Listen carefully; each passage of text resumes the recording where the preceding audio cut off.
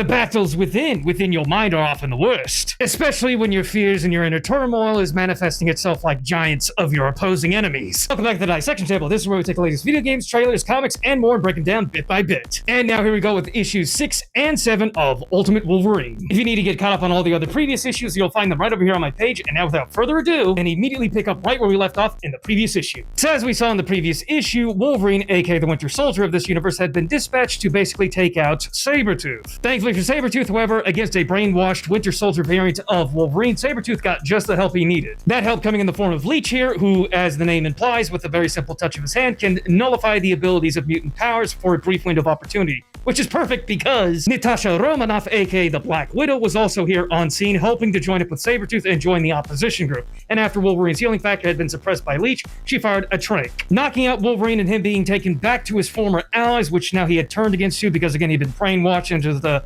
Winter Soldier of this universe. And now we fast forward right here to the beginning of this issue, where we see Wolverine being held captive. I say captive loosely because for a moment he's chained, he's shackled up, but there's this voice also speaking to Wolverine, reminding him that this is not who he is. Your real name is actually Logan, and you're not a weapon, you're your own individual, because I know all these things because I've been in this situation, as this voice is explaining to Wolverine. This voice goes on to explain Wolverine's situation. He's been in this situation because once they were Legion, but now they were one, and that name should definitely tell you who this is. Yeah, you guessed it. When he said Legion, yeah, it was actually Legion himself. And fun fact, Legion, yeah, he has hundreds, if not thousands of powers and abilities at his disposal, but unfortunately, each and every one of those individual powers are locked behind a sole personality. And he has hundreds of all these personalities in his mind. And the worst part, at least 300 of those personalities in his mind are Omega level powers and abilities. Omega level mutant powers and abilities. 300! Iceman, he could create another Ice Age, take us out like that. Magneto, he could flip the magnetic poles of the Earth. That could do us in. Legion, he has 300 options. That's one too many. Say what you will about his hairstyle. Do not underestimate this guy. All that being said, what would this guy look like in Marvel Rivals? Following up basically what Shadowcat had done, which is basically quite literally reaching into Wolverine's mind in one of the previous issues, she basically had made a crack in the foundation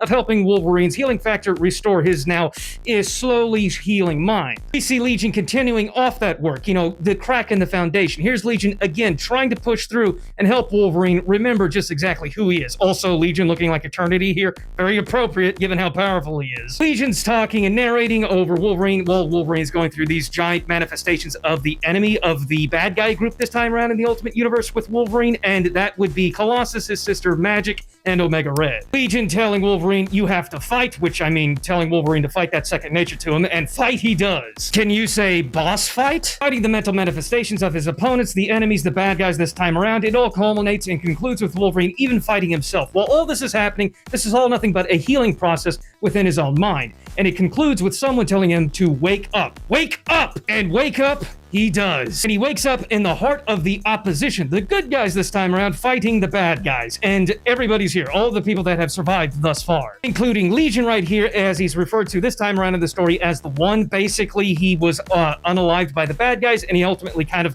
more or less became an AI. So he got plugged into Wolverine's brain, and that's what that whole entire beginning sequence we saw with him fighting all these enemies and demons inside his own head. Legion was helping him. And then here we see Beast, we see Sabretooth, we see Gambit, and the leader of the opposition, Mikhail Rasputin, the brother of Colossus. Awesome as it is for everybody to see Wolverine officially awake, this was the Winter Soldier. This was the biggest opposition against the opposition from the bad guy group. But now, here's everybody holding their breath, and Mikhail Rasputin, he asks the question, do you remember who you are? To answer this question, Wolverine's response is the best you could ever hope for. I'm the best there is. Snicked at what I do. Moving on now to the next issue, we see Wolverine, obviously, as you expected him to be, going through the troubles of coming to accept the fact of all the terrible things he did as the Winter Soldier. Shadowcat joins him while he was just trying to seek some time alone, but this was much needed. He needed to hear this prep talk from her, basically reminding him that what everything he did wasn't him, wasn't the real him. True as that may be, his actions weigh very heavy on him, because Wolverine didn't just eliminate average random people, no, he eliminated his friends, his allies, and even worst of all, family. But the pep talk goes really well. Wolverine basically realizes he still has a job to do, and he can, combat his inner demons of the misdeeds he did as the Winter Soldier another time. And a meeting has been called, and everybody's going. Everybody that's friends, and even family, and he's family. Cutting back over to the evil doctor that was the head of the whole entire Winter Soldier program that turned Wolverine into the Winter Soldier, things are about to go as terrible for her as you would expect because, well, she's ultimately the one who's going to have all the blame put on to her now that the bad guys have essentially lost their weapon, the Winter Soldier. She was doing what she can to avoid the leaders finding out that they lost the Winter Soldier, and lo and behold, they actually found out. And Omega Red, yeah, he drags the good doctor off. And I mean, literally just drags her off the floor. I mean, that's what we call double entendre. I meant it like dragging her off, but he's literally dragging her off, moving on. It turns out the bad guys have also called a meeting, but before they go and join Colossus in this meeting, the Magic and Omega Red right here, they decide to take one quick little pit stop in hell, or actually limbo, but in Marvel Comics, limbo is pretty much hell itself. Not enough time! I hate cliffhangers, but tragically we're gonna have to end it on a cliffhanger. That was all of issue 6, and at least halfway through issue 7, we still got half to go until we can finally complete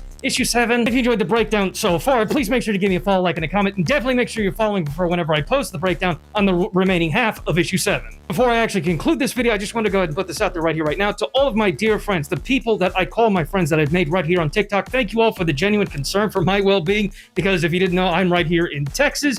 And yeah, we're slowly recovering right now. The rain has kind of subsided, but for a minute there, I thought I was going to have to purchase a tube, an inner tube, a donut, as we call them down here. Why? It's anywhere between 6 and 7 inches worth of rain in less than half an hour. It was more than enough water for me to go tubing down the streets. Which, now that I say that out loud, that actually might have been fun. At this pace, we'll hit downtown in less than 5 minutes. Anyway, jokes aside, house is fine, I'm fine, and, well, not everybody's still here is fine here in the state of Texas, but we are slowly, I think, recovering. But again, thank you to all my genuine friends that I've met here on TikTok, and to all of you, the patience you guys just flooded into my comments on several of the videos I made about the flooding issue. Thank you guys also for the genuine concern for me as well. Thank you guys. But for my genuine TikTok friends, to my patients right here at the Asylum, thank you guys. It really got me right in the heart. Thank you guys so much for the genuine concern. All jokes, all funny, haha, all the funny stuff aside, thank you, all of you. Stay safe, everybody. Please make sure to follow, like, and comment to make sure you're notified whenever I post the next video on issue number 7 of Ultimate Wolverine, and I hope to see y'all in the next one.